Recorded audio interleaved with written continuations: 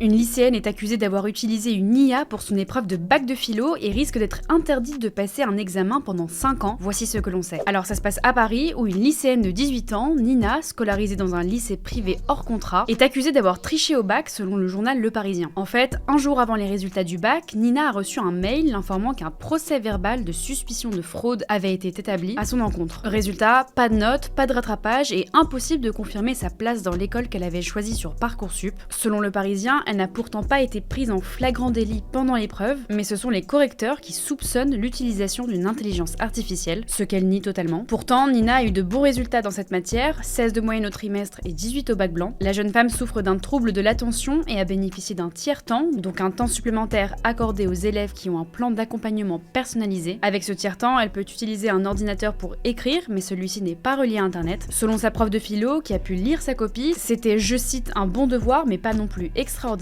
Elle lui aurait mis un 13 ou un 14. Il faut savoir que les correcteurs ne sont pas formés à détecter l'intelligence artificielle et il n'y a pas de vraie méthode officielle pour prouver qu'un texte a été écrit par une IA. La lycéenne doit désormais attendre la décision de la rectrice de Paris le 23 juillet. En tout cas, si le rectorat confirme la fraude, elle risque jusqu'à 5 ans d'interdiction de passer des examens et même le permis de conduire, et elle ne pourra se défendre que devant une commission en août. En 2024, 404 élèves ont été sanctionnés pour triche, dont certains pour utilisation d'IA, toujours selon Le Parisien. Bref, tu peux t'abonner à Elan pour plus d'infos.